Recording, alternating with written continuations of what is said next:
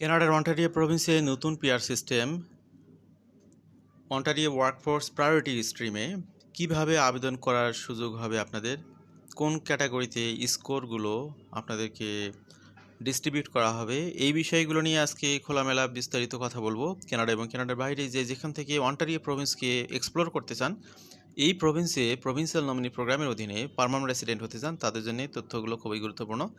বিশেষত এই provincial nominee প্রোগ্রামে 14,000+ ইমিগ্রান্ট ভিসা ইস্যু হয়।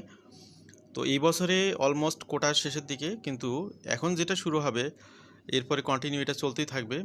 সুতরাং এই বিষয়গুলো জেনে রাখাটা খুবই জরুরি একটা ইস্যু। যদি আপনি এই প্রভিন্সে আসতে চান এবং পিআর পেতে চান, তথ্যগুলো নোট করবেন এবং সেই অনুযায়ী নিজের অ্যাসেসমেন্টটা নিজেই ঘরে বসে করতে পারবেন ইনশাল্লাহ। New OINP calculator for Ontario workforce priority stream 2026।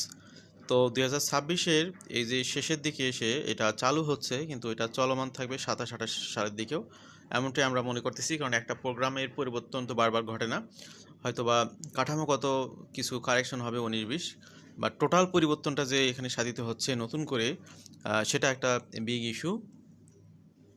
The Ontario Immigrant Nominee Program has completely reviewed the way it selects and scores immigration candidates for permanent residency in the province under the new Ontario Workforce Priority Stream. তো primary স্টেজে Ontario workforce priority স্ট্রিমে এখানে অ্যাপ্লিকেশনগুলো 3টি ক্যাটাগরিতে আপনারা সুযোগ পাবেন। পরবর্তীতে আরও 3টি ক্যাটাগরি লঞ্চ হবে, সেগুলো যখন হবে তখন আমরা আপনাদেরকে জানাবো ইনশাল্লাহ। The scoring factors cover 4 separate categories. এখানে 4টি ক্যাটাগরিতে আপনাদেরকে স্কোর দেওয়া হবে। যেহেতু এখানে অ্যাপ্লিকেশনের ক্ষেত্রে 4টি বিষয়কে আলাদা আলাদাভাবে, সেগুলোর আবার সাব সেক্টর আছে, সেগুলোকে যাচাই বাছাই করে আপনাদের পয়েন্টসগুলো দেওয়া হবে এবং সেই পয়েন্টসগুলো ক্যালকুলেশন করে যারা অধিক পয়েন্টস পাবেন তারা এখানে সুযোগ পাবেন। তো এইগুলোই মূলত আজকে আমরা ভেঙে চুরে আপনাদের সামনে দেখানোর চেষ্টা করব। Ontario immigration Ontario OINP workforce priority stream UI score calculator. তো এখানে আপনার কোশ্চেন অ্যান্ড অ্যান্সার সিস্টেমেই মূলত আপনাদের স্কোরের সিস্টেমগুলো চলে আসবে। বিভিন্ন কোশ্চেনিয়ার থাকবে, সেখানে আপনার যে অ্যান্সারগুলো আপনি দিবেন সেই অ্যান্সারের এগেনস্টে আপনাকে প্রপার ডকুমেন্ট পরবর্তীতে সাবমিট করতে হবে। এখানে যদি কোনো কম বেশি হয় তাহলে কিন্তু আপনি নিজেই ঝামেলায় পড়ে যাবেন। তো ইউআই লঞ্চ করার ক্ষেত্রে আপনাদেরকে এই বিষয়গুলো মাথায় রাখতে হবে। এখানে একটা important notice, this is an UI scoring calculator, not an eligibility assessment. Ontario states that scoring factors are not the same as the stream criteria. An applicant must meet all stream requirements and support claimed points with documents. তো আজকে scoring ক্রাইটেরিয়াগুলো জানতে পারলে আপনি নিজের অ্যাসেসমেন্টটা নিজেই করতে পারবেন। এখানে শুরুতে যেটা আসবে আপনার applicant type, how are you applying, এই ধরনের একটা আপনি কোশ্চেনিয়ার পাবেন। Employment and labour market factors নিয়ে এখানে প্রশ্ন থাকবে, what is your NOC TR category, এরপর what is your NOC broad occupational category, এগুলো আগে আপনারা সিলেক্ট করে বের করবেন। What is your highest qualification qualifying Canadian annual earnings history, আপনার এখানে জব হিস্ট্রির তথ্য দিতে হবে। What valid legal status do you currently have in Canada, আপনি কোন স্ট্যাটাস নিয়ে বর্তমানে বসবাস করতেছেন। এরপর এডুকেশনের ক্ষেত্রে আপনার হাইস্ট লেভেলের এডুকেশন কী। এরপর how many qualifying Canadian educational credentials do you have, যারা আউট অফ কানাডাতে পড়াশোনা করেছেন তাদের জন্য ক্রিডেন্সিয়াল অ্যাসেসমেন্টের তথ্যগুলো এখানে দিতে হবে। ল্যাঙ্গুয়েজের ক্ষেত্রে what is your qualifying official language CLB level, how many official language qualify for points. Usually কানাডাতে 2টি ল্যাঙ্গুয়েজের সাধারণত স্কোর দেওয়া হয়, ফ্রেঞ্চ ল্যাঙ্গুয়েজ এবং ইংলিশ ল্যাঙ্গুয়েজ। অনেকের 2টাই থাকতে পারে, অনেকের 1টা থাকতে পারে, কোনো না কোনো একটা তো থাকতে হবে। এরপর রিকগনিশনের ক্ষেত্রে বলা আছে, where is your Ontario work location or physician practice located. তো এখানে একটা ম্যাটার, সেটা হলো যে আপনি অন্টারিও প্রভিন্সের কোন এলাকা থেকে আবেদন করতেছেন, কোন এলাকায় বসবাস করেন, সেটার জন্যও কিন্তু পয়েন্টিং সিস্টেম রয়েছে। How to use this result, এটা এখানে একটা তথ্য তুলে ধরা হয়েছে, আপনারা চাইলে দেখে নেবেন। How the OINP calculator works, এটা এখন কিভাবে কাজ করবে, যে কোশ্চেনিয়ারগুলো দেখলেন, OINP calculator embedded on the space mirrors the 4 scoring categories that Ontario uses to rank expression of interest profiles under the workforce priority stream. তো প্রত্যেকটা ক্যাটাগরিতে আবার স্পেসিফিক নাম্বার অফ পয়েন্টস আপনাদেরকে দেওয়া হবে এই স্কোরিং সিস্টেমে। যেমন জব অফার পয়েন্টস, এখানে আপনাদের 130 পয়েন্ট পর্যন্ত পাবেন জব অফারের ভিত্তিতে। এখানে আবার 4টি ক্যাটাগরি রয়েছে, সেগুলো আমরা দেখব এখন। সেলফ এমপ্লয়েড ফিজিশিয়ান হিসেবে যারা কানাডাতে এই ক্যাটাগরিতে আবেদন করবেন তাদের জন্য স্কোর হলো 115, because the hourly wage factor does not apply to their pathway. The calculator asks you to select your applicant type first, which determines whether you see the wage and job offer experience questions or the physician practice experience questions instead. তো এখানে আপনারা যেভাবে answer দিবেন তার উপর base করে আপনার সামনের কোশ্চেনগুলো আবার হবে, সেগুলোর উপর বেস করে আপনারা স্কোরিংগুলো পেয়ে যাবেন। স্কোরিং ক্যাটাগরিগুলো আমরা এবার দেখব, ম্যাক্সিমাম পয়েন্ট কোন ক্ষেত্রে কত। এখানে দেখতে পাচ্ছেন আপনারা 2টি ক্যাটাগরিতে ভাগ করা হয়েছে, একটি হলো জব অফার আর একটা হলো ফিজিশিয়ান। সবাই এখানে যারা আবেদন করবেন তারা কিন্তু এই জব অফারের মধ্যে বা ফিজিশিয়ান ম্যাক্স এই 2টি ক্যাটাগরির মধ্যে ভাগ হয়ে যাচ্ছেন। তো এখানে জব অফারের যে জব অফার বেজের যে 130 পয়েন্ট, এটার মধ্যে আবার সাব পয়েন্ট আছে employment and labour market factors, সেখানে 60 পয়েন্ট। তারপরে এডুকেশনের জন্য 20 পয়েন্ট, ল্যাঙ্গুয়েজের জন্য 25 পয়েন্ট, রিকগনিশনের জন্য 15 পয়েন্টস। এরপরে ফিজিশিয়ানের জন্য এমপ্লয়মেন্ট অ্যান্ড লেবার মার্কেট ফ্যাক্টরে 45 পয়েন্ট, এডুকেশনে 20 পয়েন্ট, তারপরে ল্যাঙ্গুয়েজে 25 পয়েন্ট, রিকগনিশনে 15 পয়েন্ট। তো অন্য পয়েন্টগুলো একই আছে, শুধু এমপ্লয়মেন্ট এবং লেবার মার্কেট ফ্যাক্টরসে একটু 15 পয়েন্ট কম আছে ফিজিশিয়ানের জন্য। Employment and labour market factors এগুলো আমরা একটু ভেঙে ভেঙে কথা বলি, ভালো করে খেয়াল করবেন। এখানে this is the largest scoring category in the OINP calculator, contributing up to 60 points for job offer applicants and up to 45 for self-employed physician. 6 separate factors feed into this category, and questions that appear depend on whether you select job offer applicant or self-employed physician. এখানে প্রথম যে factor সেটা হলো NOC TR category. তো আপনারা যে already যে অকুপেশনে আছেন, কানাডাতে জব করতেছেন, তিনি কোন এনওসি টিআর ক্যাটাগরিতে জব করতেছেন সেটার উপর বেস করে এখানে আপনাকে পয়েন্টসগুলো দেওয়া হবে। বিশেষ করে টিআর 0 থেকে টিআর 1 এই অকুপেশনে যারা জব করতেছেন তাদেরকে 9 পয়েন্টস দেওয়া হবে। টিআর 2 এবং 3 তারা 6 পয়েন্ট লাভ করবে, এবং টিআর 4 এবং 5-এর জন্যে কোনো স্কোর পয়েন্ট দেওয়া হবে না, 0 পয়েন্ট। এরপরে সেকেন্ড স্টেজে এখানে আপনার এনওসি ব্রড অকুপেশনাল ক্যাটাগরির উপর ভিত্তি করে আপনাদেরকে দেওয়া হবে। এখানে 5টি কোডের ভিত্তিতে আপনারা মূলত এগুলো ভাগ করতে পারবেন। Category 3, which covers health occupations, receive the highest allocation at 10 points.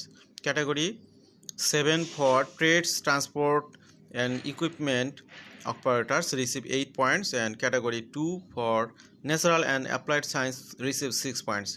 এরপরে category 0, 1, 2, 0, 1, 4, 8 and 9 each receive 4 points, while categories 5 and 6 recovering sales, service and arts receive 2 points each. এখানে 3 নম্বর যে ফ্যাক্টর সেটা হলো আওয়ারলি ওয়েজ। আপনি পার আওয়ারে কত ওয়েজ পাচ্ছেন সেটার উপর বেস করে আপনাদেরকে পয়েন্টস দেওয়া হবে। Hourly wedge in your Ontario job offer which does not apply to self employed physician. তো এখানে ঘন্টায় যারা 40 আওয়ার পার আওয়ারলি এখানে আপনার স্যালারি পান তারা সর্বোচ্চ 15 পয়েন্ট পাবেন, with a sliding scale down to 0 points for wage under 20 per hour. তো যারা $20 নিচে জব করেন তাদেরকে এই ক্ষেত্রে কোনো পয়েন্টস দেওয়া হবে না। চতুর্থ যে ফ্যাক্টর সেটা হচ্ছে Ontario work experience, and the specific questions you see depends on your applicant type and your answer. Job offer applicant who have worked in the offered position for more than 24 months receive 18 points. কত duration ধরে আপনি কাজ করতেছেন, যারা 2 বছরের অধিক সময় ধরে কাজ করতেছেন তারা 18 পয়েন্ট পাবেন। তারপরে হচ্ছে স্কেলিং ডাউন 12 পয়েন্ট ফর 6 থেকে 12 মাসের জন্য। If you have less than 6 months in offered position, the calculator switch to a broader Ontario work experience question with a maximum of 12 points for more than 24-month total equivalent experience. Self-employed physician are scored on cumulative medical practice in Ontario with 18 points for more than 24 of practice and 0 point for less than 6 months. অর্থাৎ 24 মাসের জন্য 18 point এবং যারা 6 মাসের নিচে তারা 0 point পাবেন এই সেক্টরে। এবার পঞ্চমতম যে ফ্যাক্টর সেটা হলো আপনার highest qualifying Canadian annual earnings, অর্থাৎ হাই লেভেলের যারা আর্ন করেন তাদের জন্য আবার আলাদা পয়েন্ট রয়েছে। আর্নিংস যেগুলো $70,000 বা তার থেকে বেশি একটা পার ইয়ারে, তারা এখানে 8 পয়েন্ট পাবেন। তারপরে হচ্ছে 6 পয়েন্ট, 4 পয়েন্ট এবং 0 পয়েন্ট দেওয়া হবে তার নিচে যারা ইনকাম করবেন সেই লেভেলগুলোতে। The sixth factor is your current valid legal status in Canada with 10 point for a valid work permit and 5 point for a valid study permit. তো ভ্যালিড ওয়ার্ক পারমিটের জন্য 10 পয়েন্ট, ভ্যালিড স্টাডি পারমিটের জন্য 5 point. Candidate without either a valid work permit or a valid study permit receive 0 points for this factor. এবার আসি education scoring factor. এডুকেশনের ক্ষেত্রে 20 point, সেগুলো কিভাবে ভাগ হবে সেগুলো আপনারা একটু দেখবেন এখানে। The education category contributes 20 points. প্রথম ফ্যাক্টর সেটা হলো যে highest level of education which can earn between 0 থেকে 10 পয়েন্ট। তো যারা ডক্টরেট ডিগ্রিধারী, মেডিসিন, ডেন্টিস্ট্রি, ভেটেরিনারি মেডিসিন অথবা optometry receives 10 points at the top of the scale. তো যারা মাস্টার্স ডিগ্রি কমপ্লিট করেছে তারা হলো 8 পয়েন্ট পাবে। Bachelor degree, university credential above or the bachelor level receive 6 point and college diploma or trade certificate receive 5 points. তো এখানে এডুকেশনের 2টি পয়েন্ট, একটা হলো 10 পয়েন্ট, 10 পয়েন্টের মধ্যে হাইস্ট কারা পাচ্ছে যারা পিএইচডি করতেছে তারা। যারা মাস্টার্স ডিগ্রি তারা 8 পয়েন্ট এবং যারা ব্যাচেলর বা ব্যাচেলর ইকুইভ্যালেন্ট তারা 6 পয়েন্ট পাচ্ছে। এর নিচে হলো 5 পয়েন্ট। এরপরে foreign credential must be evaluated. যারা আউট অফ কানাডাতে পড়াশোনা করেছেন তারা অবশ্যই ইসিএ করে নিতে হবে। এডুকেশনের সেকেন্ড ফ্যাক্টর সেটা হলো যে number of qualifying Canadian education credentials you hold with 10 points and more than one credential and 5 points for exactly one. Each credential must be post-secondary from an institution Ontario eligible Canadian institution list and require at least 1 year of full-time study to complete. Language scoring factor. The language category is worth up to 25 points and is measured using Canadian language benchmark level from an approved English or French language test. The first language factor uses your lowest CLB level across all 4 abilities, meaning reading, writing, listening and speaking. তো CLB 9 or higher যারা পাবেন তারা 15 point পাবেন, CLB 8 তারা পাবেন হচ্ছে 12 point, CLB 7 receive 8 point, CLB 6 receive 4 point, CLB 5 or lower receive 0 point. If you both English and French test result, Ontario instructs you to use the test with the higher CLB level for this factor. Language is second point 10 point. কারা পাবে এটা?